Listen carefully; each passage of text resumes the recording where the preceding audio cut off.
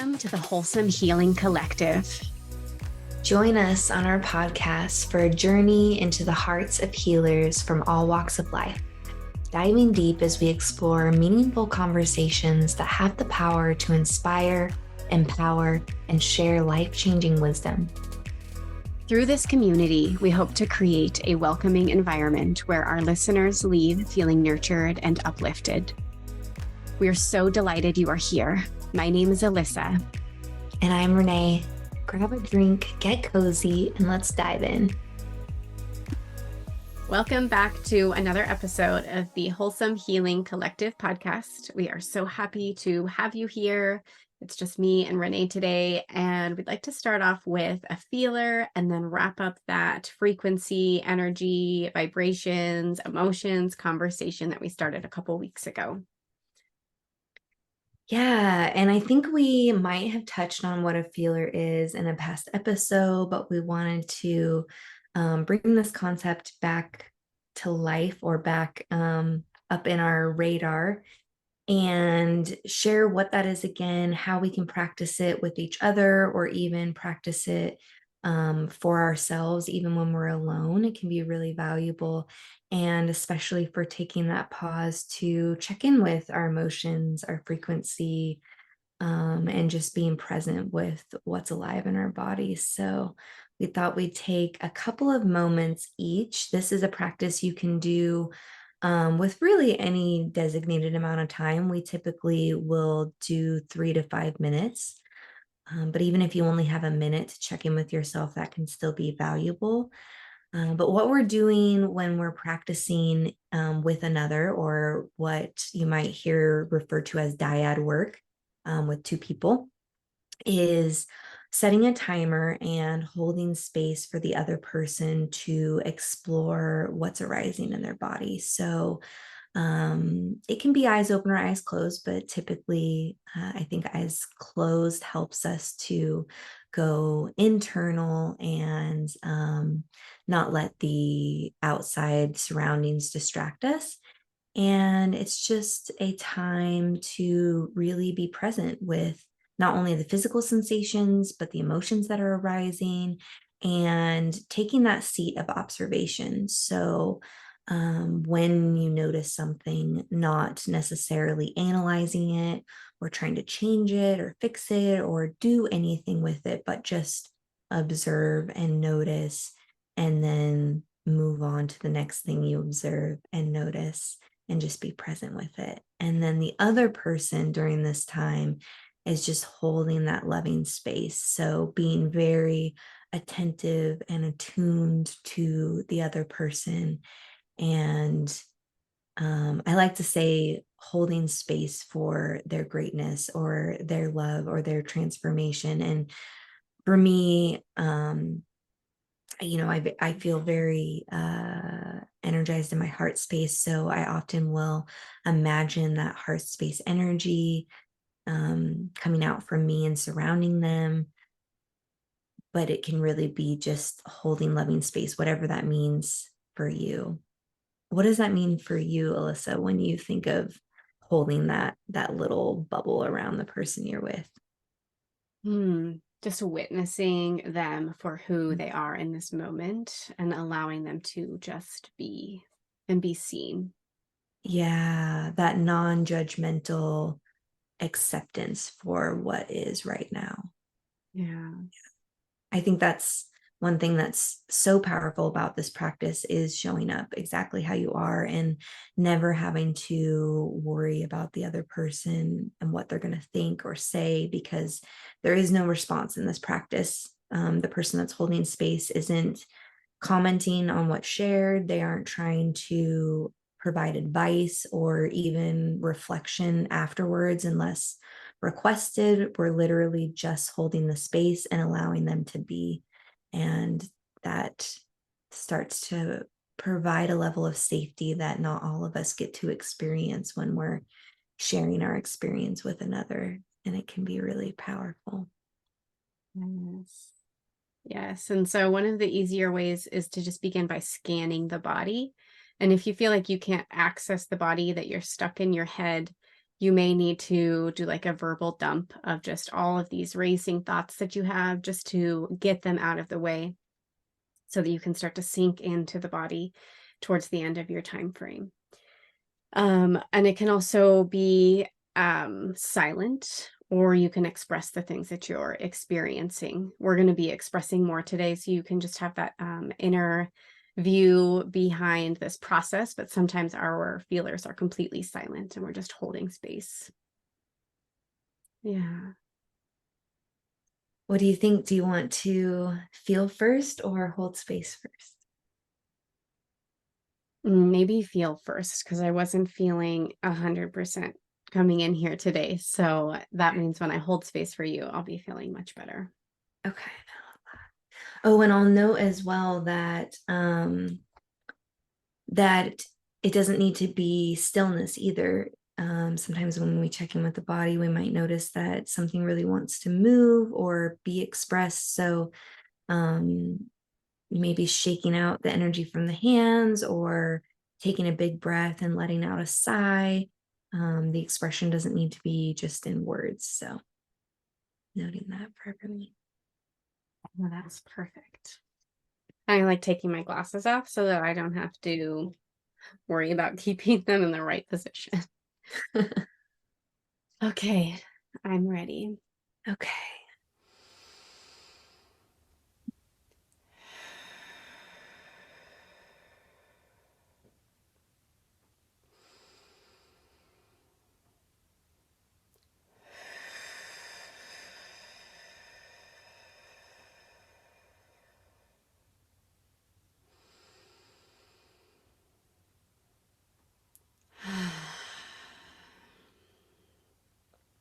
I feel that warmth from my tea, but I also feel like there is a heaviness in my solar plexus. Mm.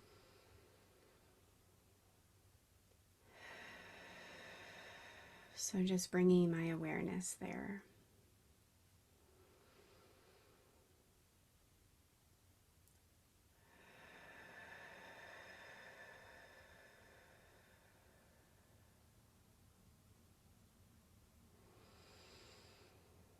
Feels connected to my throat chakra. Like I almost want to just like throw up.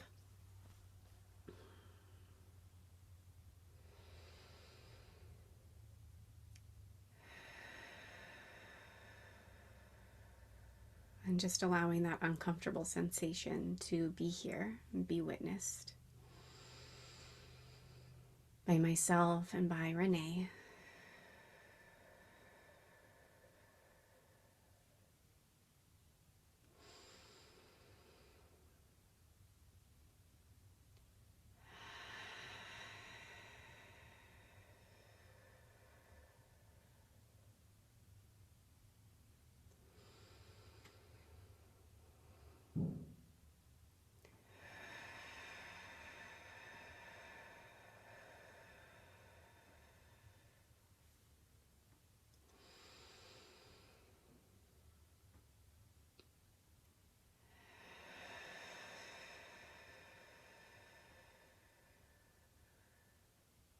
It doesn't feel as heavy anymore or as icky.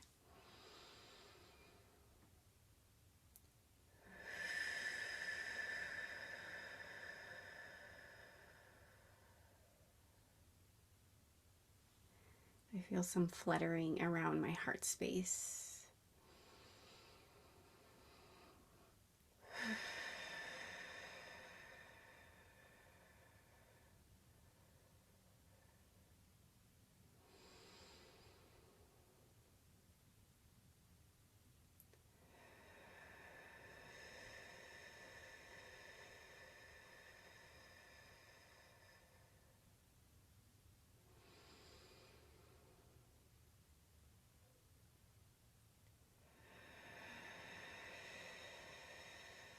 Finding some freedom here in this heart space, that lightness.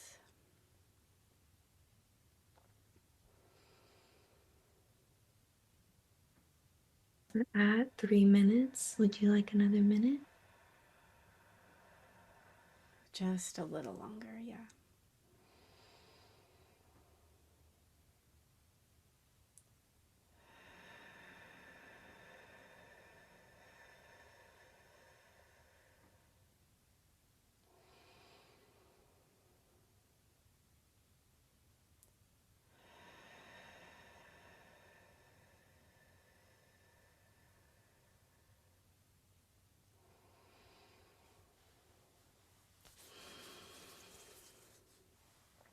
That feels complete. Mm. That was really beautiful.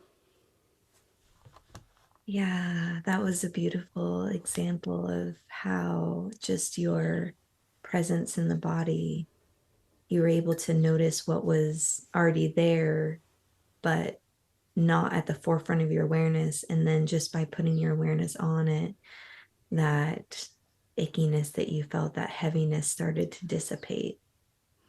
So I just wanted to point that out because that can so often be the case where we resist something that's there and don't give it attention, but really it's the attention that helps that start to dismantle or dissipate. So Yes. I love that. it gave you space to then focus on the heart and then settle into those freedom feelings. Yeah. And I definitely cleared whatever was there. And at the end, I was able to feel your energy, which I Mm-hmm. felt disconnected and blocked from at the beginning. Me. Yeah. So powerful. And there doesn't need to be a story to whatever that heaviness was. In our coaching session, we could go back and um, uncover a memory or something at the root of that sensation, but like there doesn't always have to be a story. Yeah. We can just let it go and let it move. Yeah. And one thing I didn't note about the instructions that I just shared in our example was that courtesy of asking if the other person needs a little more time rather than just saying, okay, we're done and popping someone out of it. But no matter what the time frame you set on, whether it's 3 minutes or 5 minutes, asking if they'd like a little more time is just a nice way to um, continue to let them have their own experience with it and decide when they're done feeling and they're ready to come out of it. Yes. And monitoring that timer so that it doesn't like blast off in their ear, like stopping it right before it goes off and then Yes. saying that. I've Yeah. had that happen and I'm like, why? That's quite jarring. Yeah. Yeah. Yeah, it's very startling, which is one of the reasons why I don't like doing it by myself is because I have to set that timer so I have some grasp of time, but then it'll go off and it's just not a fun way to come out of a feeler. Yeah. It's, Maybe I could change my alarm to be like a vibrate when it yeah. goes Or off. like birds chirping or something pleasant. Yeah. Yeah. Are you Mm, ready? yeah. Let me take my mask. Okay. Mm.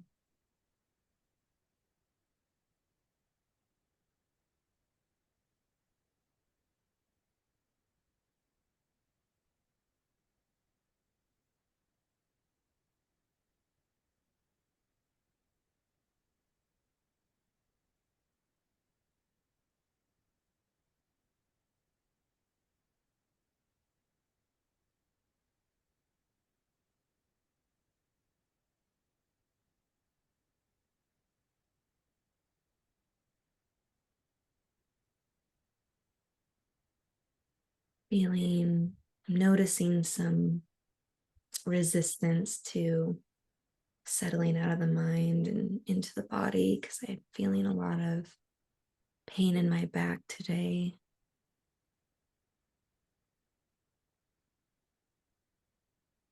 Mm.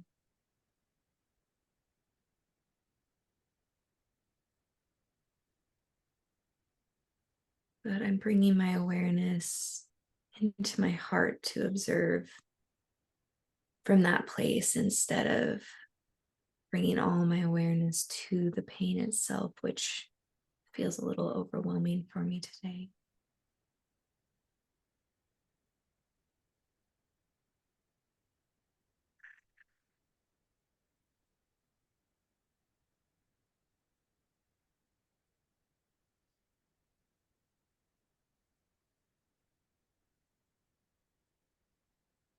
Noticing that the pain brings up some fear in the body to move freely, because I'm afraid it'll spasm or get worse.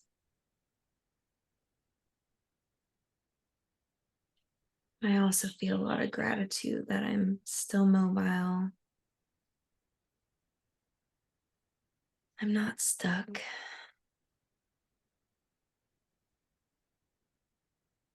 Feeling grateful that I have a massage planned later and plans to do yoga, which always help my body.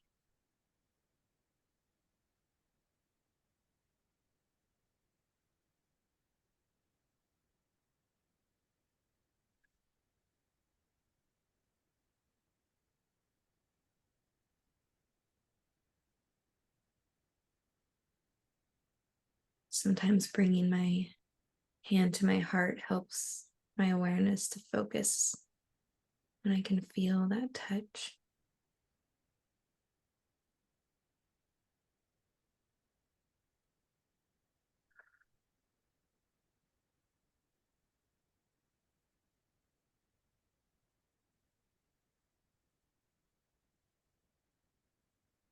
Would you like another minute?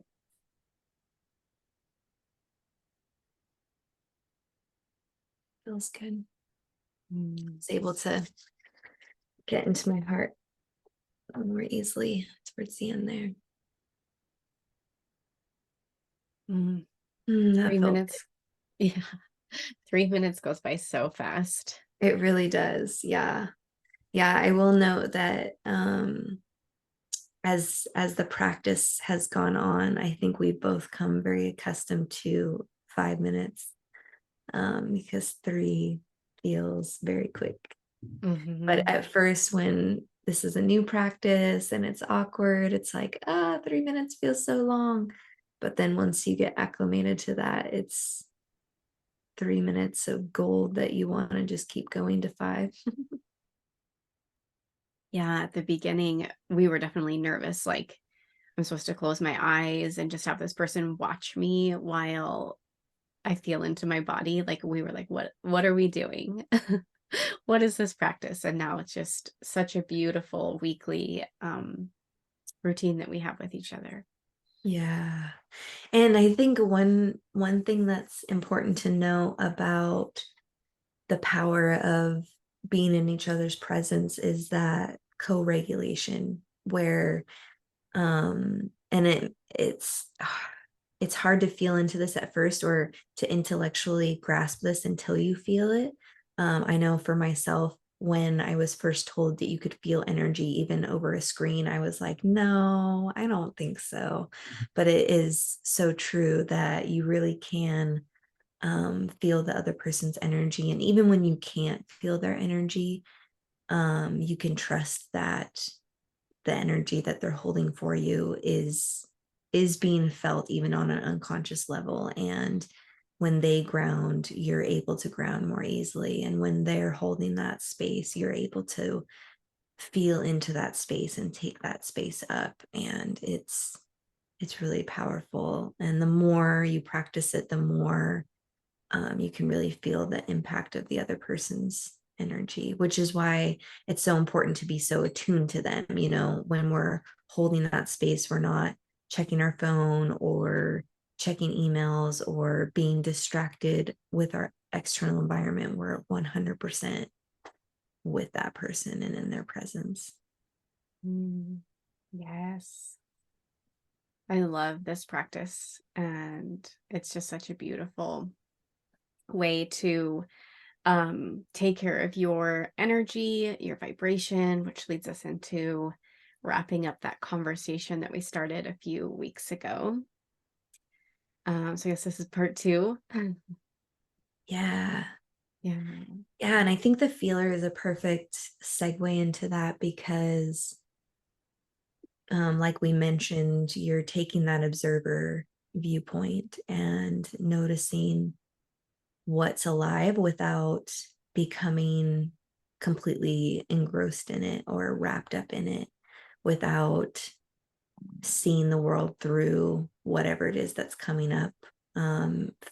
For myself today, having quite a bit of pain in my back, it would be easy for me, and I've done it a million times in the past, of really seeing the world through that pain and allowing it to bring down my vibration, because I'm then having a perspective of pain and allowing it to influence my thoughts, which then influence my actions, which then create the reality around me. And instead, taking that observer view and noticing its presence and looking at the duality of it and continuing to hold gratitude. Um, I was actually reading about this, furthering this point, over the weekend. And it was funny because I was reading, um, what is it called? The Magic. I was reading The Magic, which is a part of The Secret. It's a sequel book of that. And it talks a lot about the attitude of gratitude, right? And concepts we hear about all the time and is probably not foreign to any of our listeners, but reading it again during this time of feeling pain was just a perfect reminder from the universe to not bypass what is there, because there is pain and it does deserve attention, but actually looking at the gratitude you can have and still thinking about, like, okay, I'm still moving, I'm still able to um, do self-care practices, I'm able to make this better, I'm able to nourish my body with nutritious food and drink water and ask for support, and not let myself become the victim of whatever's here. Mm. Yes. That's so beautiful how you leaned on that gratitude. I love that. It helps. Mm. It does help. It doesn't make it go away, but it helps. Yeah, flipping the script and leaning like on the positive side while still acknowledging the pain. Yeah. Yeah. Yeah, I saw this video clip on Instagram or whatever, and he said that no matter what it is, the universe wants you to have it. The universe says yes. So if you want to say that your day is going horribly, you're in a lot of pain, or the world is out to get you, the answer to all of those is yes, then, because that's what you're saying to be true.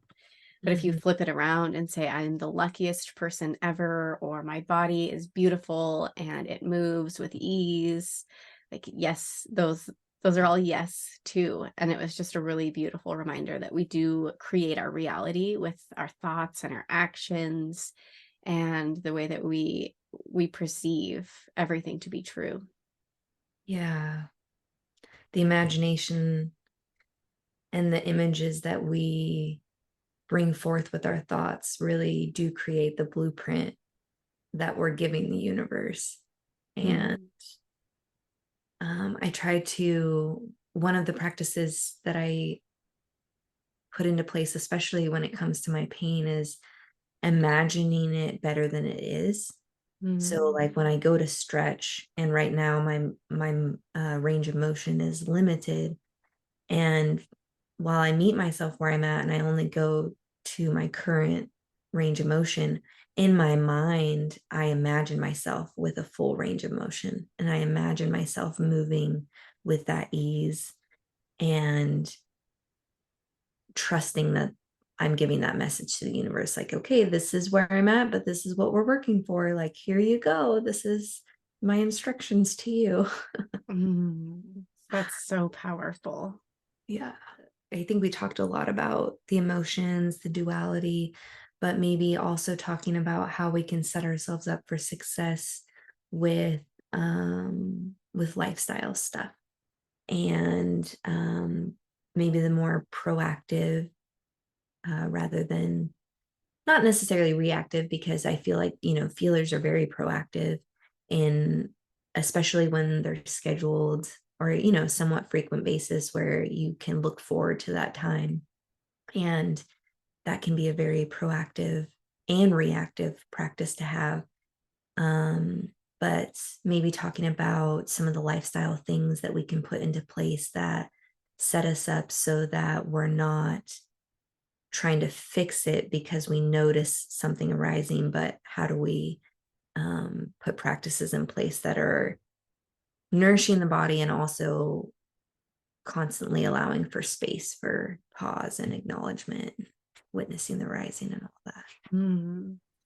As you said that, of course, breathwork came to mind, like a daily breathwork practice, even if it's 3 minutes or 5 minutes, or if you want to go on a longer one, that allows for that spaciousness for the arising, but also it's so nourishing to your physical body and your energetic body that Yeah. it's just it's an amazing practice to incorporate. Yeah.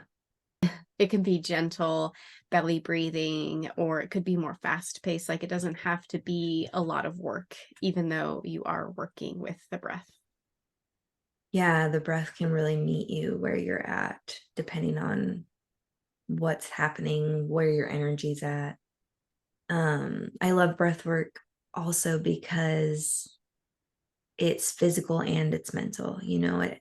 By focusing on the breath, it helps us to give the brain a break, to stop circling all of the thoughts, but then it's also enriching all of our cells with that oxygen that we need, and inviting the nervous system to regulate in just a few minutes. I think it's probably one of the fastest ways we can change our state, or just give us that baseline.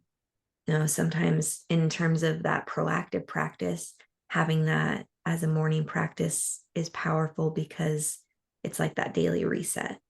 Mm-hmm. And sometimes we don't realize when we're idling high, and then we're more susceptible to going over the edge because we're idling high. But that daily practice brings us back down to regulation, back down to that calm nervous system state, so that we have more room for the ebbs and flows that come throughout the day. Yes. And I think Yeah. too, just taking time in the morning to be with yourself, regardless of what the practice is too, whether you're doing breath work or you're having a feeler or you're going on a walk, taking that time to bring the nervous system down to that baseline and actually feel into what's present is so powerful. Yes. Caring for yourself so that you can care for other people, because it's no fun caring for everybody else when your cup is empty. Like you just can't. Yeah. And speaking of an empty cup, water is so important also. And I feel like it's one of those underrated things because it's so overrated. Like it's so known as being important that people often, including myself, are like, yeah, I know I need to drink water. But it's because of that we don't prioritize it, because it's so well known. And it really is. I mean, we are water beings, like we're energetic beings, but the physicality of our body is made up of water, and is such a catalyst in all of our functioning. And so much so that the lack of water can create such disrupt in the body that I don't think we realize how disruptive it can be when we're dehydrated. And it can affect what we feel physically, like weakness, tiredness, fatigue, all of that, but also emotionally as well, because it affects our hormone production and our levels of hormones that affect our happiness, like serotonin, or our ability to sleep, like melatonin. And so I always start my day with a glass of hot water and lemon. Lemon's just a bonus though, because it's alkalizing. But we also use water during our sleep, during our daily or our nightly processes. So we generally wake up dehydrated. So starting the day with water is a wonderful proactive tip for the day. Yeah. Yeah. I start with 16 ounces of water. I just drink room temperature water, but I've been adding a little salt in it. Oh, yeah. I don't have Celtic sea salt. I've just been adding the Himalayan salt, and I don't know if it's the same, but it feels good. Like I feel really hydrated. Yeah, that's a good point. I've had that recommended to me, so I should try that. But I believe is it for electrolytes? I think so. Yeah. Yeah. Yeah. And then I've been activating my water. So whispering my intentions for the day into my water and then drinking it. And it's been, Mhm. yeah. Love that. Yes, activating what we're consuming. Yeah. So there's a lot of information going around about water being like dead most of the time when we're drinking it. So activating it before you drink it makes it more hydrating and can actually penetrate the cells of your body rather than just being flushed through. Yes, I love that. I'm But going to I don't have that information. I just seen it in my scrolling. sounds like you're following positive people. Yeah, right. Yeah. You mentioned going on walks, so that movement piece in the lifestyle, whether it's walking or yoga, qigong, any other movement will be really helpful. And focusing on like checking in with the body and noticing what movement the body wants. I know for myself, I am a creature of habit, and I tend to get stuck in a routine where I do something for a while and I'm like, okay, this feels good. And then I'll keep forcing myself to do it even when it stops feeling good, even when the season changes and my body's wanting something new. And I have to remind myself to check in and adjust, So I think that's super important, being willing to change it as the needs in your body change, and also to just do what feels good and not what externally the world tells you you should do. Like, just because hit workouts are all the rage and other people are getting results, and there's this story that you might tell yourself, like, I should be doing that, like that's the peak of fitness and that's what I want, so I'm going to do hit workouts every day even though my body doesn't want impact and just wants the flow. So putting all the shoulds aside and actually checking in with what your body wants to do for movement is going to replenish you and nurture the body way more than any workout is going to give you, if it's not what you actually want to do. Yes. Listening to the body, that intuition piece, that inner wisdom, allowing that to come through and trusting it. And then also nutrition. So nourishing your body with healthy foods and kind of listening to what it needs. Does it need more roots or leafy greens or more meat or less meat? Or, just Yeah. how can you nourish the body? Cooked vegetables versus raw vegetables. Yeah, starting to really notice what it is that feels nourishing. And again, changing that as seasons change, as your body changes. Certain times of the year, you might want more raw foods, other times cooked.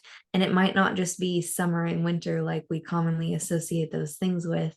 It could be where you're at in your cycle during the month, or it could just be the chapter of life you're in. So prioritizing that. And one note that's coming through, and I think this is for me to hear as much as our listeners, but prioritizing it even if it's just you.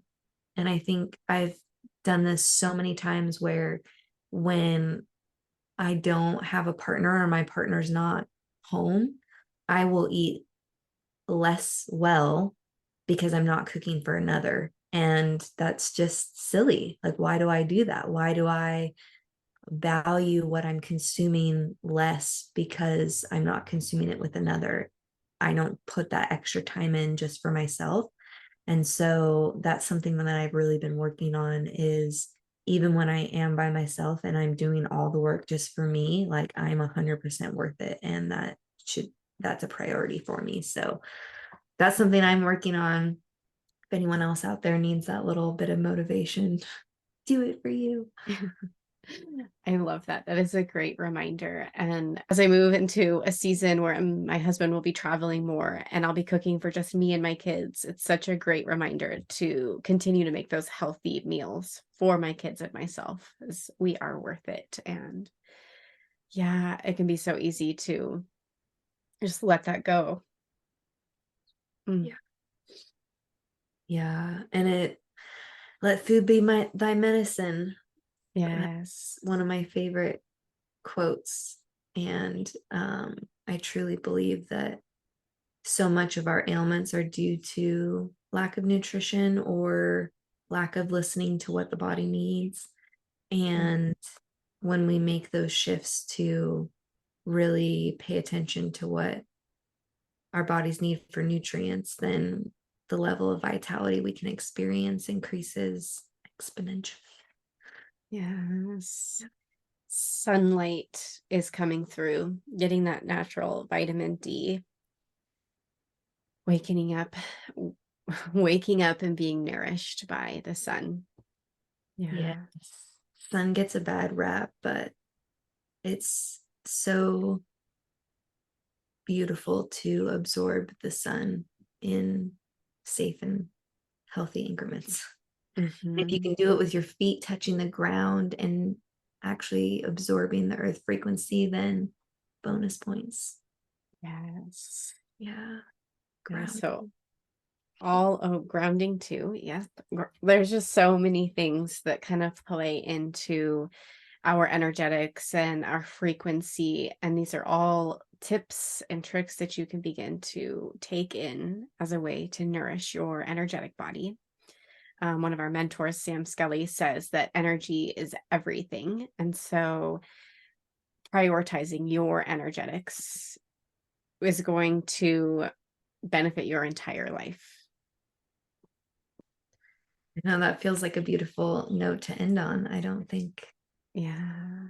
think I have anything else. Energy is everything, and everything is energy. Yes. Beautiful. Okay. Well, then let's wrap that up. We hope that you have a beautiful rest of your day. Thank you so much for watching, and we'll see you again next time.